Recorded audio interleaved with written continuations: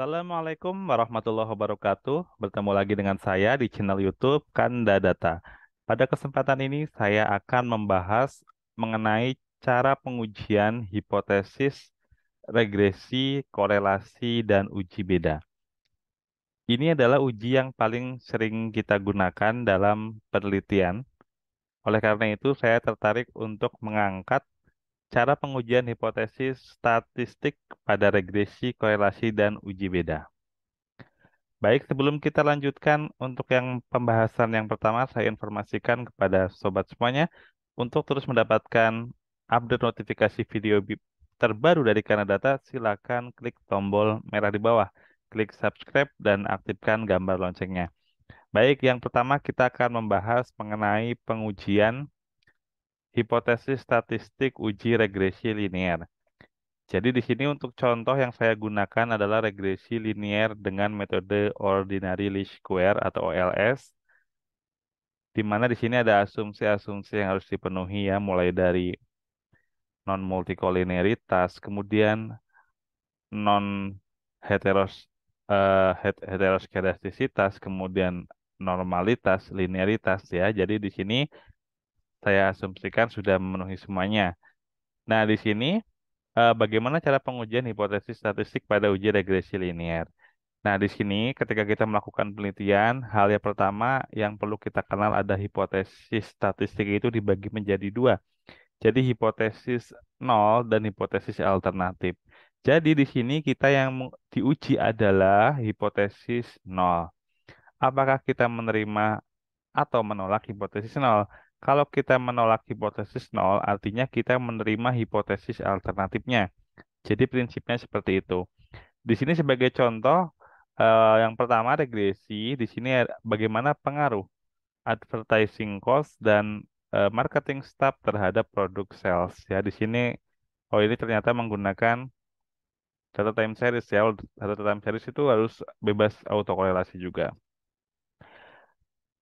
Bagaimana pengaruh advertising cost dan marketing staff terhadap produk sales? Jadi di sini sebagai variabel terikat yaitu produk sales ya. Kemudian sebagai variabel bebasnya adalah advertising cost dan marketing staff.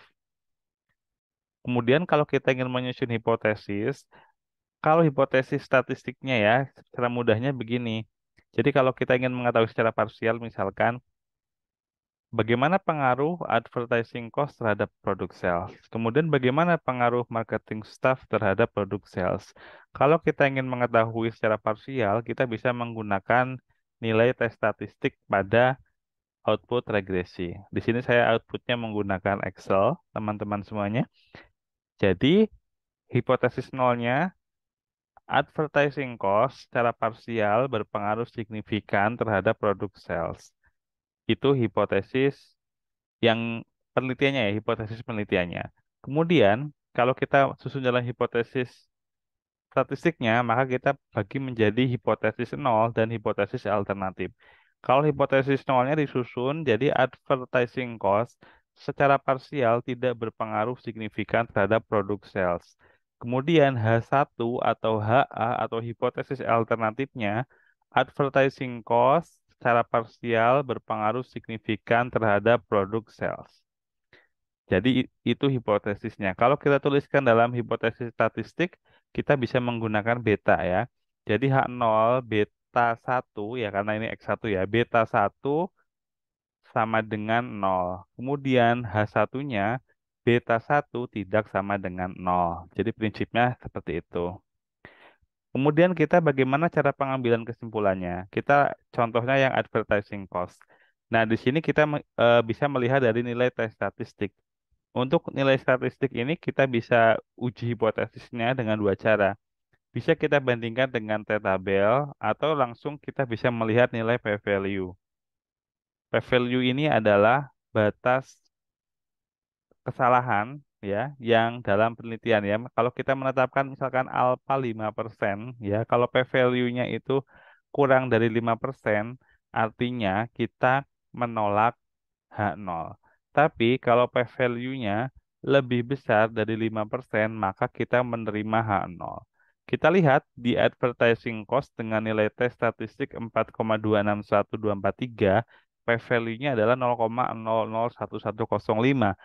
Dengan demikian, nilai P-value ini adalah lebih kecil dari 5% atau lebih kecil dari 0,05 ya. Oleh karena itu, kita menolak H0. Karena menolak H0, berarti kita menerima hipotesis alternatifnya atau menerima H1. Tadi kita menyusun berarti beta 1 itu tidak sama dengan nol. Atau kalau kita menggunakan bahasa kita, jadi advertising cost secara parsial berpengaruh signifikan terhadap produk sales. Jadi begitu untuk di regresi. Jadi untuk marketing staff juga sama. Kalau secara serempak ya sama ya. Beta 1 sama dengan beta 2 sama dengan nol. Misalkan itu H0-nya. H1-nya tinggal sesuaikan saja tadi ya. Oke, ini yang pertama. Kemudian kita lanjutkan perbedaannya yang kedua dengan uji korelasi. Nah, di sini saya menggunakan contoh hubungan antara perilaku konsumen dengan keputusan pembelian. Jadi di sini menggunakan data ordinal. Jadi ini bukan skala parametrik, jadi non parametrik. Jadi karena diukur menggunakan skala ordinal, ini adalah akumulasi skor dari skala Likert. Jadi di sini menggunakan korelasi rank Spearman. Setelah dianalisis, di sini saya menggunakan SPSS ya. Setelah dianalisis, diperoleh nilai correlation coefficient-nya adalah antara perilaku konsumen dan keputusan membeli sebesar 0,741. Ada tanda 2. Aster, artinya correlation is significant at the 1% level or dalam dua, dua arah ya, two tail. Nah, atau kita bisa lihat juga dari P-value-nya ya. P-value-nya adalah 0,000 sekian. Ini lebih kecil dari 5%. Oke, ini sudah dapat dipastikan. Berarti teman-teman sudah belajar dari yang regresi. Oke, untuk hipotesisnya kita susun dulu. Hipotesis nolnya, misalkan contohnya seperti ini. Hipotesis nol sama dengan rho sama dengan nol. Sama dengan perilaku konsumen tidak memiliki hubungan yang nyata atau signifikan dengan keputusan membeli produk.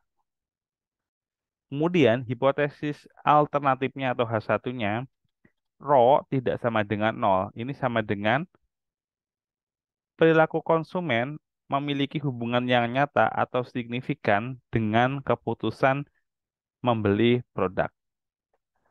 Kita lihat bahwa P-value lebih kecil dari 5%. Ada tanda asternya 2. Ini artinya berarti menolak hipotesis nol. Karena menolak hipotesis nol, maka menerima hipotesis alternatifnya. Jadi dapat disimpulkan bahwa terdapat hubungan yang signifikan atau tadi apa ya, perilaku konsumen memiliki hubungan yang nyata dengan keputusan membeli produk ya, atau yang rho tidak sama dengan nol. Itu untuk uji korelasi. Ini contohnya adalah menggunakan uji korelasi rank Spearman. Oke, tadi udah 2 ya, regresi, korelasi. Sekarang untuk yang uji beda, perbedaannya bagaimana? Di sini contoh untuk uji beda, di sini menggunakan t-test. Ini menggunakan paired sample t-test untuk atau uji beda, uji T untuk dua kelompok sampel yang berpasangan. Di sini saya menganalisis menggunakan Excel. Jadi contoh kasusnya adalah ingin membedakan apakah ada perbedaan nilai rata-rata yang antara pretest dan posttest. Apakah signifikan atau tidak perbedaannya. Jadi intinya seperti itu ya. Nah, di sini ada juga asumsi normalitas ya dalam penggunaan uji T ini ya salah satunya.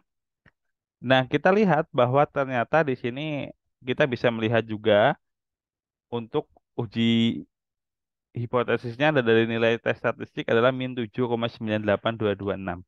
Di sini saya menggunakan dua arah ya, two tail ya. Jadi di sini ada dua cara.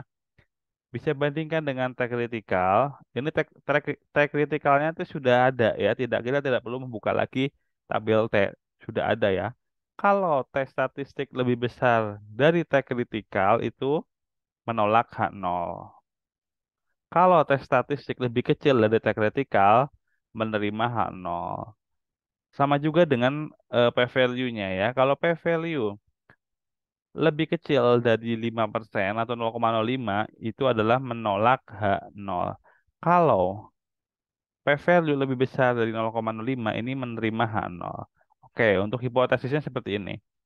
Kalau untuk uji beda bisa kita gunakan pakai mu ya. Mu itu adalah nilai rata-ratanya ya. H0 mu 1 sama dengan mu 2.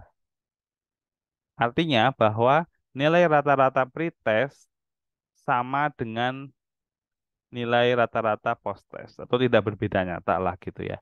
Hipotesis alternatifnya atau H1-nya mu 1 tidak sama dengan mu 2. Kalau kita menggunakan bahasa eh, kita, jadi nilai rata-rata pretest berbeda nyata dengan nilai rata-rata post-test. Jadi jelas ya. Oke, kalau dengan demikian tadi nilai PV itu lebih kecil dari 5%, artinya menolak H0. Kalau menolak H0 artinya kita menerima hipotesis alternatifnya. Jadi dapat kita simpulkan bahwa mu 1 tidak sama dengan mu 2 atau nilai rata-rata pretest berbeda nyata dengan post-test.